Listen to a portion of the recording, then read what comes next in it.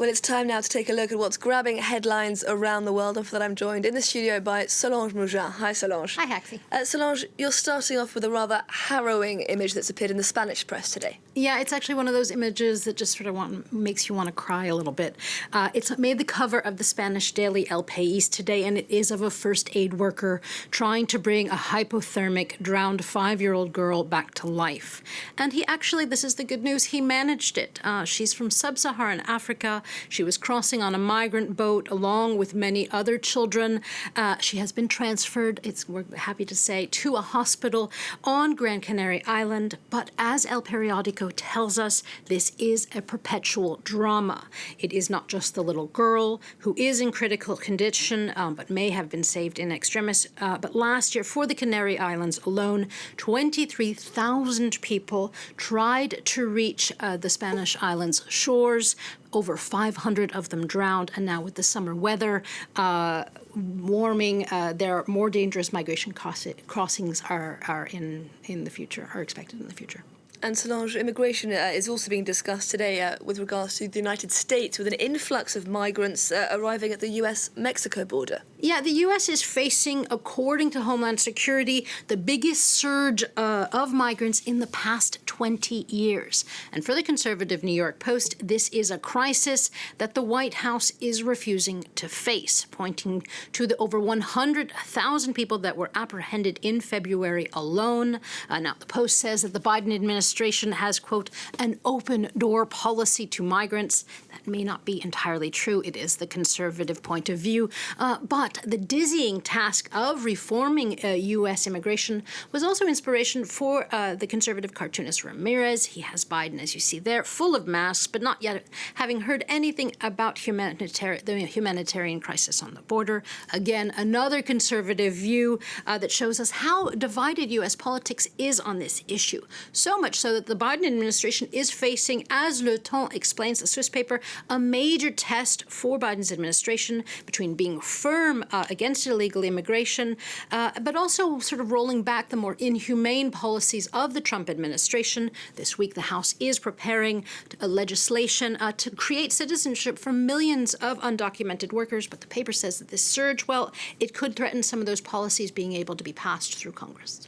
OK, so well, let's take a look now at the proposal by the EU Commission to set up digital COVID passports for those who've been vaccinated or for people who've tested negative for COVID. Yeah, with many European nations on the brink of a third wave, many of us waiting to find out if there will be more lockdowns here in France, the Swiss paper Le Temps takes a look at this idea of EU travel certificates. And the paper says that these dreams of summer and a COVID passport to go with it, well, they're creating more questions than answers at the moment.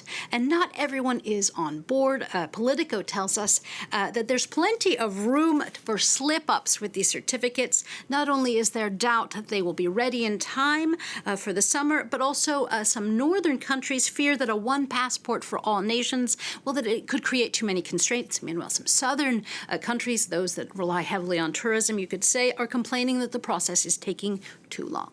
And all this, Solange, as a fierce debate over vaccine exports is heating up between the EU and the UK. Yeah, all the British tabloids are abuzz about this today, and they're quite angry. For the British tabloids, take one example. The British tabloid, the Daily Express, says the possibility of an EU ban of exports to the UK is proof that Brussels, quote, let the mask slip. The paper says that the threat sparked a furious response in Britain, with many pushing the idea that the EU is bitter over Brexit. The paper says that some Brits feel, quote, the EU royally screwed up their vaccine program and wants to drag us down with them, end quote. So again, British tabloids not too happy about this idea. And not packing any punches either. It's time now for some environmental news, Solange. Yeah, there's some good news and some bad news. Let's start with the bad news. The Guardian tells us that fish trawling now, this is the action of dropping heavy nets to scrape the ocean floor and catch all the fish that's in between. Well, it's creating, get this, as much carbon emissions as the entire world's airline industry. I was quite impressed by that. And the big offenders, well, European nations. 8 out of the 10 top offenders are in Europe. Now for the good news. This study was created in conjunction with a report that creates a blueprint about what areas globally need to be protected to slow global warming and create sustainable fishing.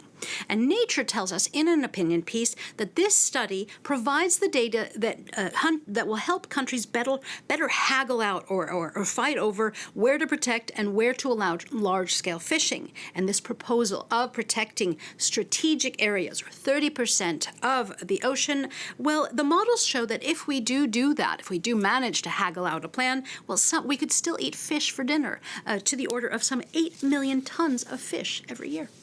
And Solange, finally from you, another story from our oceans, this time a rather long adventure. Yeah, this is from Travel and Leisure, and it is about a walrus who went on a long, unexpected trip. The walrus was spotted by a grandfather and his 5-year-old granddaughter as they walked a beach off the coast of Western Ireland.